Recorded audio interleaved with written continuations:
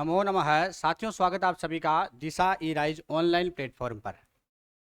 साथियों, हम पढ़ रहे थे ईश्वर कृष्ण विरचित सांख्य कारिका, और उसमें आज हम शुरू कर रहे हैं प्रतिसर्ग। इससे पहले हमने पुरुष का स्वरूप, प्रकृति का स्वरूप, बुद्धि क्या है, ये सब चीज़ें हमने पढ़ी थी। सृष्टि का क्रम क्या है, ये सब हमने पढ़ लिया था। अब हमें प्रतिसर्ग और कैवल्य जो हमारे बाकी हैं उनको पढ़ने हैं। प्रतिसर्ग की हम बात करते हैं सबसे पहले। तो जब प्रत्यय सर्ग की बात की जाती है तो प्रश्न ये बनता है कि प्रत्यय का अर्थ क्या होता है। प्रत्यय सर्ग, भाई प्रत्यय सर्ग को वैसे हम बौद्धिक सर्ग भी कहते हैं या बौद्धिक सृष्टि भी कह सकते हैं। प्रत्यय यानी बौद्धिकता से लगाया जा सकता है और सर्ग का मतलब हम सृष्टि से लगा सकते हैं, तो इसको हम बौद्धिक सृष्टि भी कह सकते हैं। अब यहाँ प्रश्न बन जाता है आपके सामने कि प्रत्यय है क्या। देखो, अगर हम नॉर्मल वे में सरलतम बात करें तो वैसे प्रत्यय का अर्थ ज्ञान से लगाते हैं। प्रत्यय का अर्थ हम किससे लगाते हैं? ज्ञान से लगाते हैं। यानी कहने का मतलब है कि प्रतीति इति प्रत्यय है, जिससे हमें प्रतीति हो, जिससे हमें सामान्य ज्ञान हो, वो प्रत्यय है। वो क्या है? प्रत्यय है भाई। ठीक है। अब बात की जाए प्रत्यय की, तो ध्यान रखना, प्रत्यय का अर्थ ज्ञान से है और ज्ञान का अर्थ बुद्धि से है। सिंपल सी बात है। यानी प्रत्यय से हम सीधा सीधा अर्थ क्या लगा सकते हैं? बुद्धि। और इसीलिए इसको कहते हैं हम बौद्धिक सर्ग। क्या कहते हैं? बौद्धिक सर्ग कहते हैं। यहां से कई तरह के प्रश्न आपसे बन सकते हैं, क्योंकि सांख्य दर्शन का सबसे इंपॉर्टेंट सब्जेक्ट रह गया प्रत्यय सर्ग। तो यहाँ से प्रश्न बनना लाजमी भी है। संभवतया प्रश्न बहुत ज़्यादा बने भी हैं और बन भी सकते हैं। बात आती है कि जब प्रत्यय सर्ग की बात होती है, प्रत्यय से सर्ग के बिना हम किसी भी पुरुषार्थ के साधन की बात नहीं कर सकते। कि बिना प्रत्यय सर्ग के तन्मात्र सर्ग नहीं हो सकता। जब तन्मात्र सर्ग नहीं हो सकता तो तन्मार्ग सर्ग नहीं है, तो भोग रूप पुरुषार्थ का साधन कैसे हो सकता है? चलिए हम सीधी सीधी बात करें, ये घुमा फिरा कर बात करें, इससे अच्छा हम सीधी सीधी बात करें कि बौद्धिक सृष्टि की हम बात करें, प्रत्यय सर्ग की बात करें, तो सीधा शाब्दिक अर्थ हमें ध्यान में रखना होगा कि प्रतीयते अनेन इति प्रत्ययो बुद्धि तस्य सर्ग है इति प्रत्यय सर्ग है। कहने का मतलब यह है कि जो प्रत्यय सर्ग है उसको हम बौद्धिक सृष्टि कहते हैं। वो इसलिए कहते हैं क्योंकि इसका तात्पर्य क्या होता है? प्रतीयते अनेन इति प्रत्ययो। प्रतीयते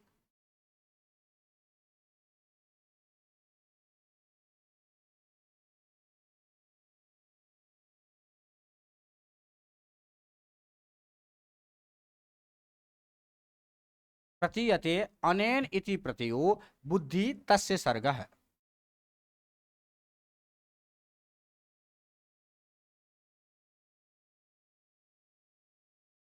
ये हमारे प्रत्यय सर्ग की बात है।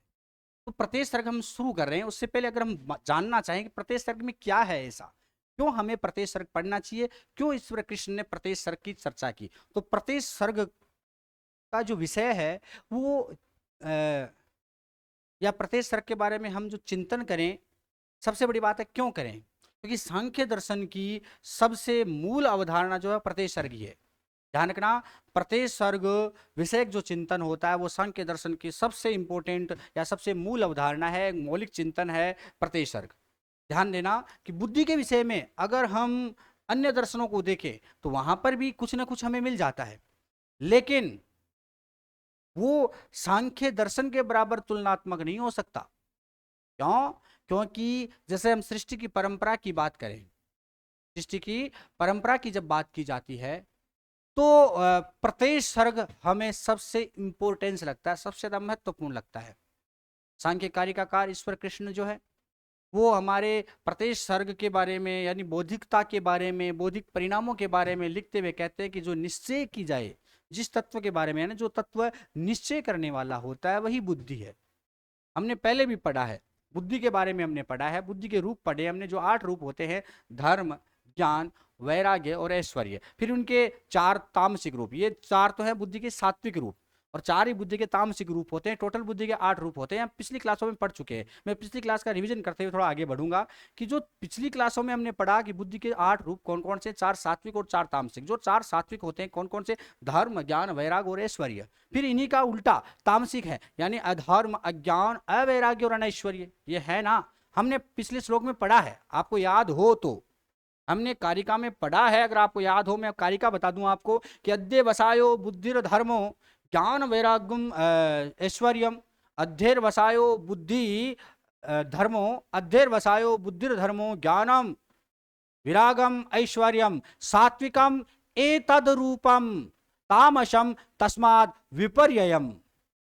पढ़ा हमने अध्यवसाय पद की हमने व्याख्या पढ़ी है। अध्यवसाय को हमने जाना है कि क्या था अध्यवसाय।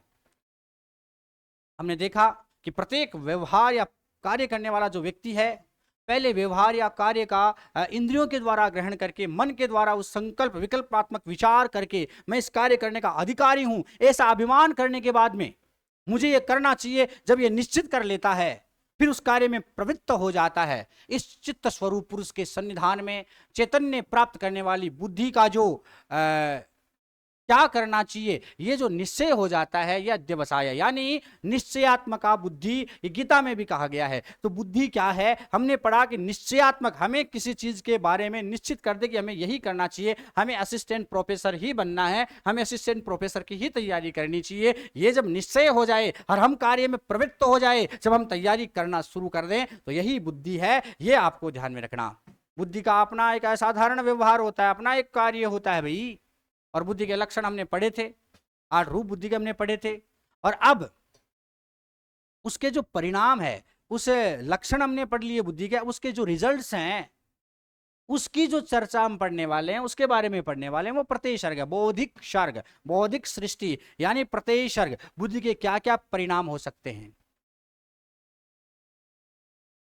प्रत्यय सर्ग को भी हम 2 रूपों में पढ़ सकते हैं भाई। कौन कौन से 2 रूप, एक सात्विक और एक तामसिक। भाई प्रत्यय सर्ग जो है, जो हम बुद्धि के परिणाम पढ़ने वाले हैं, प्रत्यय सर्ग में हम मूलतः क्या पढ़ेंगे अगर मैं आपको बताऊं तो हम पढ़ेंगे बुद्धि के परिणाम। किसके परिणाम? बुद्धि के परिणाम।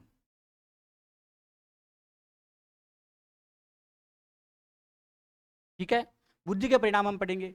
अब बात है कि परिणाम हम 2 भागों में बांट के पढ़ते हैं, यानी प्रत्यय सर्ग को 2 भागों में बांटकर हम पढ़ सकते हैं। एक तो सात्विक भाग, सात्विक प्रत्यय सर्ग, और एक हो सकता है तामसिक प्रत्यय सर्ग। सात्विक प्रत्यय सर्ग और तामसिक प्रत्यय सर्ग, ये जो 2 रूप बनते हैं। अब इस तात्विक और तामसिक के 2 रूप मैंने बता दिया कि बुद्धि के 2 रूप होते हैं, सात्विक और तामसिक। और उन्हीं सात्विक 4 हो जाते हैं। सात्विक कितने हो जाते हैं? 4। कौन कौन से? धर्म, ज्ञान, वैराग्य और ऐश्वर्य। ऐसे ही तामसिक के भी 4 हो जाते हैं। ऐसे ही तामसिक के भी 4 हो जाते हैं। कौन कौन से? अधर्म, अज्ञान, अवैराग्य और अनैश्वर्य। अनैश्वर्य यानी बुद्धि के 8 रूप है, 4 तामसिक और 4 सात्विक। फिर इन्हीं रूपों को हम विपर्यय, आसक्ति, तुष्टि, सिद्धि, इन रूपों में बांटते हुए लगभग 50 प्रकार में ले जाते हैं। यानी प्रत्यय सर्ग के, है ना भाई, प्रत्यय जो है वो कितने हो जाते हैं? लगभग 50 प्रकार के। और हम इन्हीं 50 प्रकारों का आज अध्ययन करने वाले हैं कि प्रत्यय सर्ग के जो 50 प्रकार हैं वो कौन कौन से हैं। हम इन 50 प्रकारों का आज अध्ययन करेंगे। तो सबसे पहले हम इसकी व्याख्यात्मक शुरू करें। आप स्क्रीनशॉट जरूर ले लें इसका, जिससे आपके क्लियर हो जाए, बाद में आपको नोट करें तो आपको आनंद भी आ जाए। ले लिया स्क्रीनशॉट? अब देखिएगा आप विशेष रूप से कि भाई क्या होता है प्रत्यय सर्ग। तो ये एक व्याख्या आप देखिएगा कि ऐसे प्रत्यय सर्गो विपर्यया, असक्ति, तुष्टि, सिद्ध आख्य है। ऐसे प्रत्यय सर्गो विपर्या, असक्ति, तुष्टि, सिद्ध आख्य है। गुण वैषम्य विमर्दात तस्य च भेदास्तु 50। कितने भेद हो गए? 50। कितने भेद हो गए? 50, जिसकी हम बात करने वाले हैं। अभी मैंने आपको बताया कि ऐसा है प्रत्यय सर्गो, इस प्रत्यय सर्ग का या यह प्रत्यय सर्ग लगभग ध्यान रखना कि जो विपर्यय शक्ति है, यानी बुद्धि के जो हमने प्रकार पढ़े थे, मूल 4 सात्विक और 4 तामसिक, अब जो 4 जो तामसिक है, 4 जो सात्विक है, उन्हीं रूपों को हम विपर्यय, असक्ति, तुष्टि, सिद्धि में बांट सकते हैं। किस किस में, किन किन नामों से जान सकते हैं कि यह प्रतिसर्ग विपर्यय, असक्ति, तुष्टि, सिद्धि, यानी इन 4 भागों में बांटा जा सकता है। 5 भागों में, विपर्यय, आसक्ति, तुष्टि, सिद्धि। ये थोड़ा ध्यान रखना। हम इन्हीं जो सात्विक और असात्विक रूप है, तो तामसिक और 4 जो भाग है, इन्हीं 8 रूपों को हम इन 4 भागों में बांट सकते हैं। कौन कौन सी? विपर्यय, आसक्ति, तुष्टि और सिद्धि। इन नामों से हम जान सकते हैं। फिर इन्हीं को हम गुण, वैषम्य, विमर्दा, जो गुण है अपने तीन गुण है, सत्व, रज और तम आते हैं ना, सत्वगुण, रजोगुण, तमोगुण, इन तीनों रूपों को लेकर के इनमें कम ज्यादा होता रहता है, इनका विमर्दन होता है। जब इनका विमर्दन होता है तो इसके जो भेद होते हैं वो 50 हो जाते हैं। इसके भेद कितने हो जाते हैं? 50 हो जाते हैं। और उन्हीं 50 विस्तारित भेदों को हम आज क्रम से चर्चा करेंगे। सबसे पहले हम जाने विपर्यय को। किसको जाने? विपर्यय को। एक एक आप बड़ा आनंद के साथ इस कारिका को पढ़ना, आपको बड़ा मजा आने वाला है। इस कारिका को पढ़ने के बाद में आपको लगने वाला है कि वास्तव में गजब रिजल्ट रहेगा। आपको लगेगा कि सांख्य कारिका हमें चुटकी बजाते ही समझ में आ गई कि ऐसा प्रतिसर्गो विपर्यय, असक्ति, सिद्ध आख्य है, गुण वैषम्य विमर्दा, तस्य च भेदास्तु 50। सीधी सीधी बात करें कि भाई ये 50 भेदों की हम चर्चा करेंगे, लेकिन शुरुआत हम विपर्यय से करेंगे। ठीक है, तो विपर्यय क्या है? सबसे पहले अगर हम जाने, हमें इनको जानना होगा। विपर्यय क्या है, फिर हमें जानना होगा असक्ति क्या है, फिर हम जानेंगे तुष्टि क्या है, सिद्धि क्या है। तो विपर्यय है क्या? अगर हम विपर्यय के बारे में जाने, यानी विपर्यय है क्या? विपर्यय यानी विपरीत। सीधी सी बात है, हम शाब्दिक अर्थ करें। विपर्यय का शाब्दिक अर्थ अगर हम देखें तो इसका शाब्दिक अर्थ क्या होता है? विपरीत। शाब्दिक अर्थ क्या होता है भाई? विपरीत इसका शाब्दिक अर्थ होता है। सीधी सी बात हम करें, है ना। और विपरीत का मतलब आप समझ गए होंगे, जब ज्ञान का अभाव हो जाता है तो ज्ञान का विपरीत क्या होगा? अज्ञान। भाई हमें या तो किसी के प्रति झूठा ज्ञान हो जाना, देखो विपर्यय क्या है? विपरीत ज्ञान होना। किसी के प्रति झूठा ज्ञान होना, या किसी के बारे में गलत नॉलेज होना, या किसी के बारे में जानकारी का अभाव होना। हम अपने मन से, भाई कोई आदमी कितना ही अच्छा है, आप मेरे बारे में जानते हो कि नहीं जानते हो, मैं आपके बारे में जानता कि नहीं जानता, लेकिन सबसे बड़ी समस्या यह है कि आप मेरे बारे में जानते हो, लेकिन हो सकता है आपने गलत जान लिया, हो सकता है आपने सही जान लिया। आपने किसी और ने आपको कहा कि यार मनोज सर कैसे हैं, ऐसे होंगे शायद। आपको किसी और ने कहा कि नहीं यार वो सर तो ऐसे हैं। अब आपके मन में जो अवधारणा बनती है वो विपरीतता का भाव होता है। हम जानते हैं, पहचानते हैं, लेकिन फिर भी किसी के कहने पर हमने जो विचार बना लिया। कहने का मतलब जहां अज्ञान हो जाता है, अज्ञान क्या है? ज्ञान का नितांत अभाव, ज्ञान का अत्यंत अभाव ही अज्ञान है। ध्यान देना, अज्ञान भी ज्ञान की तरह ही होता है, लेकिन ज्ञान से भिन्न, ज्ञान से अलग एक भावात्मक रूप होता है। आपने पतंजलि को सुना है, पतंजलि को आपने पढ़ा होगा। मैंने पतंजलि के बारे में जब महाभाष्य पढ़ाया था तब आपको बताया भी था। भाई जो ऑफलाइन बच्चे बैठे हैं, जो ऑफलाइन क्लासें मेरी ली है, उनसे भी मैं कहूंगा कि आपने ऑफलाइन में पढ़ा होगा कि ज्ञान से भिन्न प्रतिष्ठित मिथ्या ज्ञान वो विपर्यय होता है। ज्ञान से भिन्न, ज्ञान से अलग प्रतिष्ठित जो मिथ्या ज्ञान होता है वो विपर्यय होता है। इसे ही वेदांत में अविद्या के नाम से जाना जाता है। इसे ही वेदांत में क्या कहते हैं? अविद्या। विपर्यय है क्या? मैं फिर कहूंगा, ज्ञान से भिन्न प्रतिष्ठित मिथ्या ज्ञान।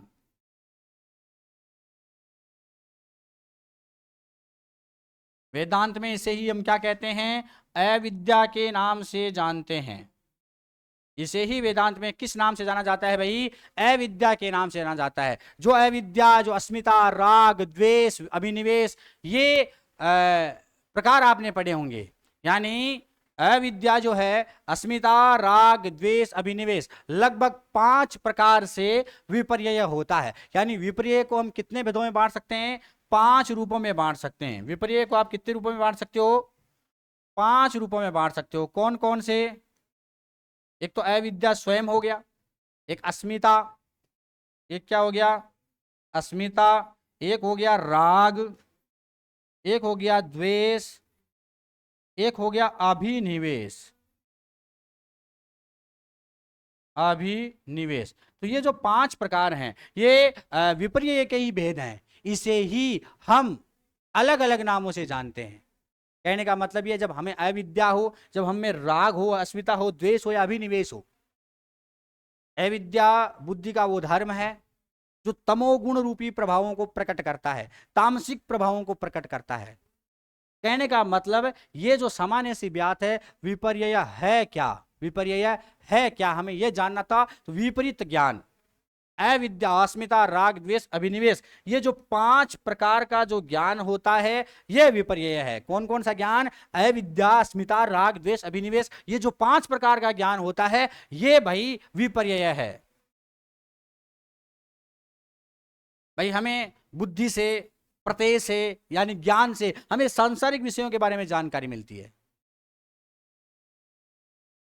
सबसे पहले हम सांसारिक विषयों के बारे में जाने तो हमें क्या मिलेगा? अज्ञान।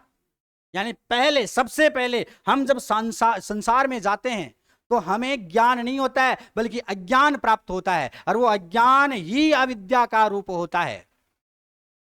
जो तमोगुण से ढका रहता है, तमोगुण से उत्पन्न होता है, वो विपर्यय होता है। तो विपर्यय का मतलब आप समझ गए होंगे कि विपर्यय जो हमें सांसारिक ज्ञान स्टार्टिंग में पहली बार में हमने किसी के बारे में जाना, वो निश्चित रूप से अज्ञान है। फिर हम उसके बारे में डेप्थ में जानेंगे, वो ज्ञान होगा। तो विपर्यय क्या है? विपरीत ज्ञान, ज्ञान से भिन्न प्रतिष्ठित मिथ्या ज्ञान, अथवा ये 5 प्रकार का ज्ञान ही विपर्यय है। अविद्या, अस्मिता, राग, द्वेष और अभिनिवेश रूपी ज्ञान ही क्या है? विपर्यय है। क्या है भाई? विपर्यय है। मामला समझ में आया विपर्यय का? क्या है विपर्यय? फिर हम जानेंगे अशक्ति को। दूसरा क्या है? अशक्ति। तो देखो, अशक्ति को हम जाने, ये स्क्रीनशॉट लें आप फटाफट से।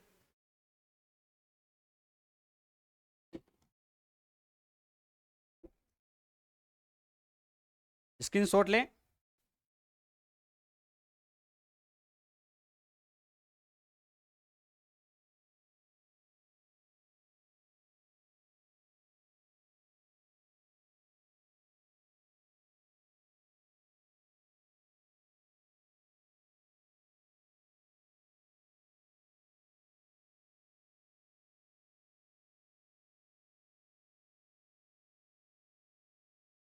हाँ भाई, ले लिया।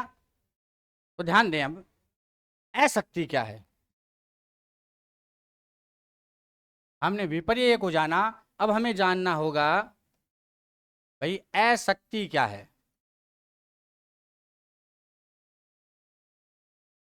बताइए क्या है अशक्ति?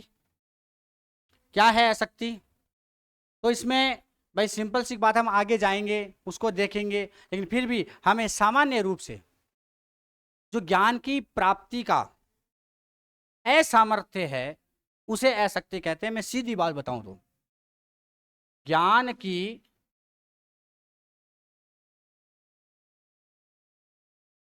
प्राप्ति का असामर्थ्य, ज्ञान की प्राप्ति का जो असामर्थ्य होता है, वो अशक्ति होती है। वो क्या होती है? अशक्ति होती है। अशक्ति भी जो अपने 13 करण हैं, 13 करण हैं, 13 करणों के वैकल्य अपटुता के कारण बुद्धि धर्म ही है। अशक्ति भी जो 13 कर्ण हैं, उन 13 कर्णों के वैकल्य अपटुता के कारण ही, उनकी विकलता की अपटुता के कारण ही बुद्धि धर्म ही है। 13 कर्ण कौन कौन से हैं? हमने पिछली क्लास में पढ़ा भी था। 13 कर्ण कौन कौन से हैं? जो हमारी 11 इंद्रियां हैं, और बुद्धि और अहंकार, ये जो दो अलग रूप है। 11 इंद्रियां कौन कौन सी? 5 कर्मेंद्रियां, 5 ज्ञानेंद्रियां, एक अपना मन हो गया, एक बुद्धि और एक अहंकार हो गया। लगभग लगभग क्या, इन्हीं को बोलते हैं 13 करण। इन्हीं को क्या बोलते हैं? 13 करण। कर्ण वैकल्य हेतु का, यानी ज्ञानेंद्रियों और कर्मेंद्रियों की जो विकलता हो जाती है, यानी ज्ञानेंद्रियां काम करना बंद कर देती है। सीधी सीधी बात है। कर्ण वैकल्य हेतु का, आप समझना इसको।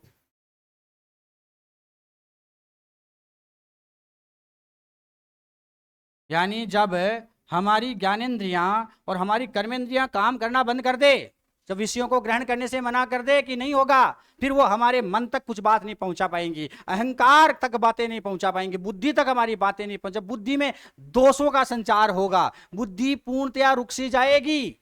जब हम असमर्थ हो जाएंगे, किसी भी चीज को ग्रहण करने से हम सर्वथा सर्वथा असमर्थ हो जाएंगे, तब हम में अशक्ति होगी। यानी अशक्ति क्या है? किसी भी चीज को ग्रहण करने की असमर्थता ही। जब ज्ञानेंद्रिया, कर्मेंद्रिया, मन, बुद्धि, अहंकार ये सब काम करना बंद कर दे तो उसे हम बोलते हैं अशक्ति। क्या बोलते हैं? अशक्ति। तो अशक्ति समझ में आ गई। अब हम बात करें तुष्टि की। तुष्टि इंपॉर्टेंट है भाई, है ना? यहां से आप स्क्रीनशॉट ले सकते हो, ले लो, ठीक है। देखो तुष्टि क्या है, हमने विपर्यय जाना, अशक्ति जानी, अब बात है तुष्टि क्या है। बहुत ही हमें कंप्लीटली 3 महीने में बेहतरीन तरीके से पढ़ने का प्रयास करेंगे, बहुत अच्छे से पढ़ेंगे हम, और आसानी धीमे धीमे। इतना ज़्यादा बड़ा सिलेबस नहीं है जितना हम सोचें, टेंशन में आए, टेंशन वाला नहीं है, बहुत आनंददायक सिलेबस है, और ढंग से पढ़ेंगे तो हो भी जाएगा। हम तुष्टि की बात करें भाई, तुष्टि जो है, क्या है तुष्टि? तो तुष्टि की सबसे बड़ी बात है कि जब हम किसी चीज का, भाई हमें इतना पता है कि पुरुष तत्व प्रकृति से अलग होता है। पुरुष क्या होता है? प्रकृति से अलग होता है। पुरुष प्रकृति से अलग होता है, इस बात को हम जानते हैं। फिर भी हम श्रवण या फिर मनन या फिर निधिध्यासन अथवा साक्षात्कार के लिए किसी असत उपदेश के कारण हम प्रवृत्त नहीं होते हैं। हम किसी चीज को सुनने के लिए प्रवृत्त नहीं हो रहे हैं, हम किसी चीज का मनन करने के लिए प्रवृत्त नहीं हो रहे हैं, हम किसी चीज का निधिध्यासन करने के लिए प्रवृत्त नहीं हो रहे हैं। हम साक्षात्कार, विवेक रूपी साक्षात्कार, साक्षात्कार अलग अलग होता है, विवेक रूपी साक्षात्कार करने के लिए जब हम तैयार नहीं हो रहे हैं, किसके कारण? किसी असत उपदेश के कारण। किसी ने, है ना, आजकल कई तरह के सिस्टम होते हैं, कई तरह के बाबा लोग होते हैं, समझ गए होंगे आप, मेरी बात को शायद समझ गए होंगे। तो असत उपदेशों के कारण जब हम श्रवण मनन निधिध्यासन साक्षात्कार में प्रवृत्त नहीं हो पाते हैं कि हमें नहीं चाहिए भाई, हो गया हमारा काम, तो ये तुष्टि है। ये क्या है? तुष्टि है। हमें ध्यान देना होगा कि जब हम सिद्धि की ओर जाएंगे तो सिद्धि भी वक्ष्यमाण का लक्षण है, वो भी बुद्धि धर्म ही है, वो भी अलग नहीं है। विपर्यय, आसक्ति और तुष्टि, जब इन तीनों ज्ञानों को छोड़कर हम उन 7 धर्म और अधर्म की बात करेंगे, उनका अंतर्भाव हम समझेंगे, और जब बुद्धि धर्म का ज्ञान का सिद्धि में जो अंतर्भाव होता है उसको हम जानेंगे। चलिए थोड़ा सा डेप्थ में हो जाएगा, मैं सामान्य सामान्य बात करूं कि भाई तुष्टि है क्या। तो तुष्टि का मतलब ये होता है कि हमें आगे कुछ नहीं चाहिए। कहने का मतलब ये है कि हम अब श्रवण नहीं करना चाहते आगे, अब हम मनन नहीं करना चाहते। हमें पता है प्रकृति अलग है, पुरुष अलग है, हमें ये सब पता है।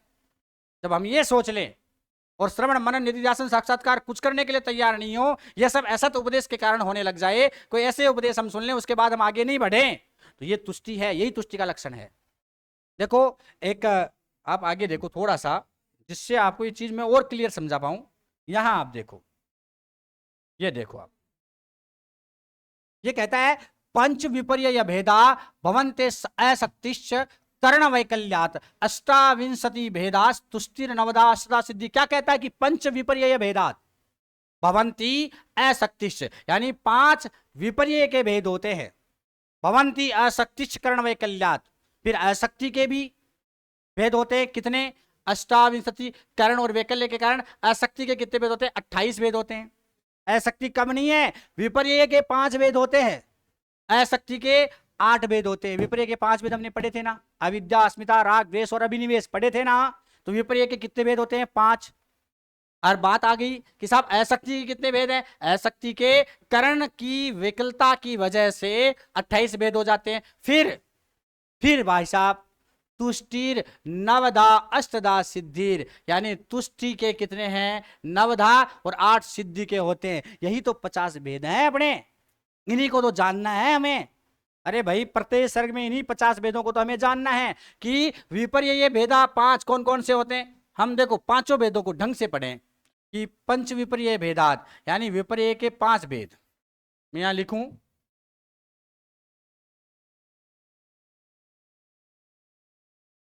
पांच भेद है अपने विपर्य के। किसके? विपर्य के 5 भेद हैं। किसके? विपर्य के। ठीक है ना? कौन कौन से? तो हमने पढ़ा कौन कौन से भेद हैं 5। अविद्या, अस्मिता, राग, द्वेष और अभिनिवेश। अभिनिवेश। फिर आया भवन्ते आसक्ति करण वैकल्यात अष्टाविंशति भेदा, यानी आसक्ति के करण की विकलता के कारण करणों के वैकल्य से 28 प्रकार हो जाते हैं। किसके? आसक्ति के। यानी 28 भेद किसके हैं? आसक्ति के। 28 भेद किसके हैं भाई? आसक्ति के 28 भेद है। आसक्ति कितने भेद हैं? 28 भेद हैं। है ना भेद 28? फिर हमने देखे कि आगे है तुष्टिर नवदा अष्टा सिद्धि। तुष्टि के 9 भेद हैं। तुष्टि कितने भेद हैं? 9 भेद तुष्टि के हैं। ये प्रश्न आते हैं एग्जाम में सीधे सीधे। और सिद्धि के 8 भेद हैं। 8 भेद किसके? सिद्धि के। चलिए चर्चा करें, हम एक एक की चर्चा करें कि 5 विपर्य के भेद हैं। और करण की विकलता, करण कितने हैं? 13 करण थे ना। 5 कर्मेंद्रिया, 5 ज्ञानेंद्रिया, मन, बुद्धि, अहंकार। समझ गए? है ना? अब अगर हम बात करें कि जो विपर्य के 5 भेद हैं, अगर हम उनकी चर्चा करें सबसे पहले, तो इन बातों को एक बार स्क्रीनशॉट ले लें फटाफट से। एक एक चीज क्लियर होने वाली है। मैं फिर कह रहा हूं, एक एक चीज आपको शायद अभी थोड़ी थोड़ी कम समझ में आ रही होगी, लेकिन मैं कहता हूं कि आगे जैसे जैसे हम कारिका के बढ़ेंगे, आपको कंप्लीटली कारिका बहुत मजे के साथ समझ में आएगी, एकदम क्लियर होगी। ले लिया? अब देखो, बहुत आपको ऐसा आनंद ही अब आएगा कि भाई साहब मजा आ गया, साहब वास्तव में मजा आ गया। ऐसा लगता है कि सांख्य कारिका में हम खुद रचना करने वाले हैं, ऐसा लगेगा आपको। देखो 5 विपर्य के भेद है। अगर हम इन 5ओं को ये नाम ना देकर कुछ और नाम से जानना चाहें तो, जैसे मैंने अविद्या को तम कह दूं, मैं अविद्या को क्या कह दूं? तम कह दूं। ये मैं क्यों कह दूं? ये तो भाई हमारे आचार्यों ने कहा है, हमारे कारिकाकार ने कहा है, लेकिन फिर भी मैं आपको बताऊं, समझाने के लिए कहूं, अविद्या को उत्तम कह दूं, कोई गलत थोड़ी ना है। मैं अस्मिता को मोह कह दूं तो आपको ज्यादा अच्छे समझ में आएगा शायद। अस्मिता को क्या कह दूं? मोह कह दूं। अगर मैं राग को महामोह कह दूं, राग को क्या कह दूं? महामोह कह दूं, तो कोई समस्या है, कोई तकलीफ है क्या भाई? भाई कोई समझ में आना में आसान हो रहा है कि नहीं हो रहा है? हो रहा है ना? अविद्या को मैं तम कह रहा हूं, अस्मिता को मैं मोह कह रहा हूं, राग को मैं महामोह कह रहा हूं, और द्वेष को मैं तामिश्र कह रहा हूं। द्वेष को मैं क्या कह रहा हूं? तामिश्र। तामिश्र। वहीं मैं अभिनिवेश को अंधतामिश्र कह दूं, तो अब शायद आपको बहुत अच्छे से समझ में आ जाएगा कि एक ही बात है। चाहे मैं अविद्या कहूं, ये जो 5 भेद है ना विपर्य के, आप इनको इन नामों से भी जान सकते हो, तम, मोह, महामोह, तामिश्र, अंधतामिश्र। अथवा आप इनको ये भी कह सकते हो अविद्या, अस्मिता, राग, द्वेष और अभिनिवेश। समझ रहे हो बात को? भाई एक ही बात है, यही योग शास्त्र में पंच क्लेश कहलाते हैं। तम, मोह, महामोह, तामिश्र और अंधतामिश्र, ये क्या कहलाते हैं योग शास्त्र में? पंच क्लेश। ये 5 क्लेश होते हैं भाई, ये हर घर में मौजूद होते हैं। आपके अड़ोस पड़ोस में आप देखो तो ये 5 क्लेश आपको जरूर नजर आएंगे। इन्हीं को भाई साहब सांख्य कारिकाकार ईश्वर कृष्ण कहते हैं विपर्यय। क्या कहते हैं? विपर्यय। क्योंकि ये विपर्यय स्वभाव के हैं, ये विपरीत स्वभाव के हैं। अविद्या, अस्मिता, राग, द्वेष, अभिनिवेश, इनको हम तम, मोह, महामोह, तामिश्र, अंधतामिश्र जो कहते हैं, ये अज्ञान के कारण है। ये अज्ञान ही है एक तरह से भाई, ये विपरीत स्वभाव वाले हैं। अब कई बार हो जाती है कि सर तम क्या होता है, अविद्या को क्या होती है, तो ये भी थोड़ा बता दे। तो चलो मैं ये बता देता हूं, क्या अविद्या है, क्या तम क्या है। जब हम असूचि को सूचि समझ लें, यानी अनित्य को हम नित्य समझ लें, असूचि को हम सूचि समझ लें, अनित्य को जब हम नित्य समझ लें, दुख को हम सुख समझे, दुख को हम क्या समझे? सुख समझे, और अनात्मा को जब हम आत्मा समझे, ये अंधकार जो होता है हमारे अंदर, ये जो हमारे आत्मज्ञान को ढक देता है, ये हमारे आत्मज्ञान को क्या कर देता है? ढक देता है। ये हमारे आत्मज्ञान पर जो आवरण आ जाता है, यही तो तम है, यही तो क्या है? तम है। और ये तम ही अविद्या है। अनित्य से नित्यता, अपवित्रता से पवित्रता, दुख से सुख।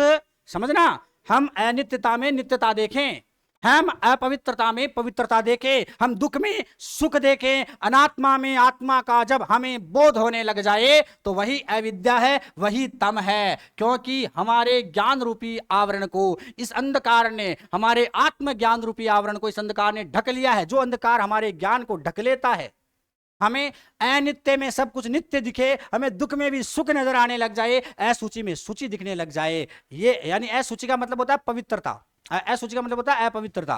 अपवित्रता में जब हमें सूचि यानी पवित्रता दिखने लग जाए तो भाई ये क्या है? अंधकार ही तो है। इसी अंधकार को हम अविद्या कहते हैं, इसी अंधकार को हम क्या कहते हैं? अविद्या कहते हैं। आई बात समझ में पल्ले पड़ गई होगी भाई, मेरे हिसाब से आपको पल्ले पड़ गई। बोलो हाँ, बोलो, बढ़े आगे। अस्मिता क्या होती है गुरुजी बताओ? अस्मिता क्या होती है? अरे भाई सिंपल सी बात है, बुद्धि और पुरुष दोनों एक दूसरे से अलग है ना? बुद्धि और पुरुष दोनों एक दूसरे से अलग है ना? फिर भी हम दोनों को अभिन्न समझ लेते हैं। तो ये क्या है? ये क्या है भाई? बुद्धि और पुरुष जो है हमें मोहित करते हैं, मोहित करने के कारण इसे मोह सबसे मोह सबसे जम जान जाते हैं। समझ रहे हो? सबसे बड़ी बात आपको जो समझनी वो ये है कि जो पुरुष है वो बुद्धि का अभिन्न रूप में प्रतीत होना। हम बुद्धि और पुरुष को एक ही चीज समझ बैठते हैं, यही अस्मिता है। जब बुद्धि को, इसी से मोह उत्पन्न होता है, अस्मिता को हम मोह कहते हैं। मोह है क्या? और भाई मोह है क्या?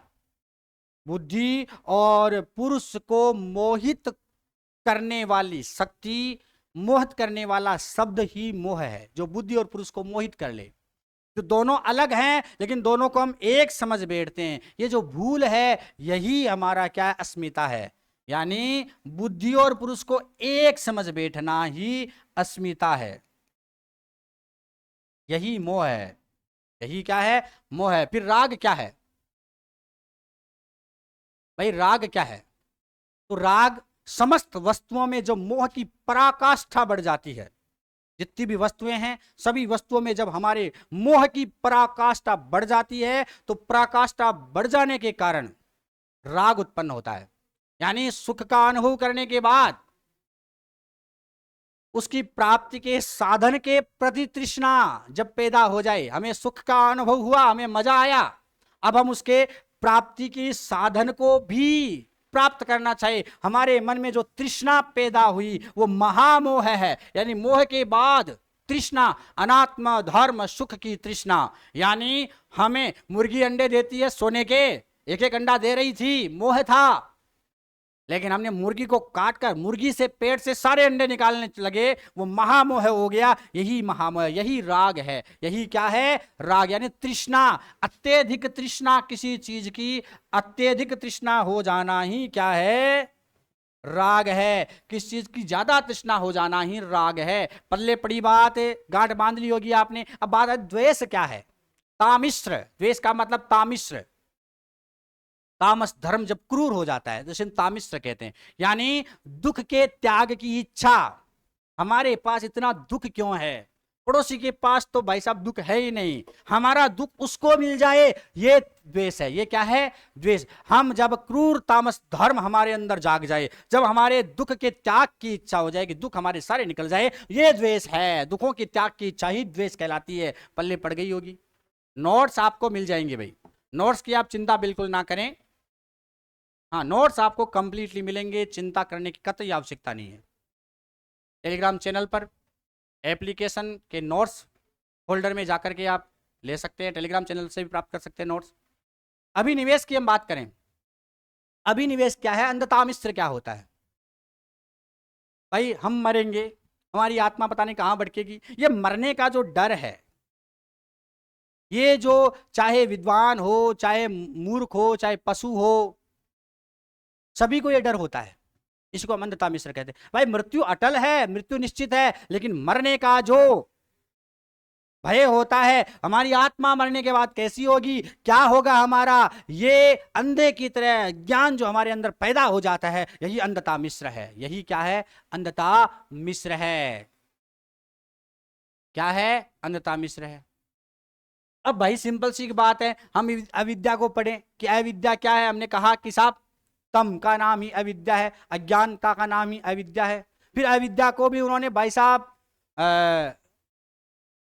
8 वेदों में बांट दिया। कितने वेदों में बांट दिया, 8 वेदों में। अष्टविध भेद है, यानी कह दिया भेदस्तम तो अश्विदो। अब देखो थोड़ा सा यहां देखो आप, है ना, मैं आपको एक एक चीज क्लियर कर रहा हूं। अविद्या क्या है, वापस विपर्य के 5 भेद हैं, और अविद्या क्या है ये आप यहां देखो। ये अविद्या है। अविद्या क्या है, अविद्या में आपको देखना होगा कि भेदस्तमसो अस्तविदो, भेदस्तमसो अस्तविदो मोहस्य च 10 विदो महामोह है। भेदस्तमसो अस्तविदो मोहस्य च 10 विदो महामोह तामिश्रो अष्टादशधा तथा भवन्ते अंधता मिश्र। पुनः विपर्य के जो 5 भेद हैं उन्हें अलग अलग भेदों में बांट करके ये टोटली लगभग 62 भेद हो जाते हैं। ये कितने भेद हो जाते हैं, 62 भेद। कैसे होते हैं मैं बताता हूं आपको। भेदस्तमसो अष्टविदो, भेदस्तमसो अष्टविदो यानी तम का अष्टविध भेद है। और मोहस्य च, मोह के भी कितने हो गए भाई, भेदस्तमसो अष्टविदो, तम के अष्टविध भेद है। मोहस्य च, मोह के भी कितने हो गए, अष्टविध भेद हो गए। मोह से यानी 10 विदो महामोह है। महामोह के कितने भेद हैं, 10 भेद हैं। कितने भेद हैं, 10 भेद हैं। तामिश्रो अष्टादश, 18 भेद। तम 18 भेद तामिश्रो के, किसके हैं, तामिश्रो के। भाई 8 इसके हो गए, तम के 8 मोह के हो गए, 10 महामोह के हो गए, और 18 तामिश्र के हो गए। भवन्ते अंधता मिश्र, भवन्ते अंधता मिश्र यानी कि साहब यही 18 भेद अंधता मिश्र के भी होते हैं। तो 18 18 8 8 और 10, समझ गए होंगे, समझ गए ना। तो कुल मिलाकर ये कितने भेद हो गए, ये 62 भेद हो गए। कितने भेद हो गए, 62 भेद हो गए। हमें जानना होगा एक एक को। हाँ, हम ज्यादा डेप्थ में नहीं जाएंगे, हम सामान्य सामान्य जान के लेंगे। तम जो है, तम भाई, तम अविद्या जो है भाई, इसके 8 भेद होते हैं। कितने हैं, यानी अविद्या हमें कितने प्रकार की बताई गई है। हम पढ़ते हैं कि अविद्या 8 प्रकार की होती है। कौन कौन सी 8 प्रकार होते हैं, अव्यक्त है, प्रकृति है, महतत्व, अहंकार, पंचतन मात्रा है ना।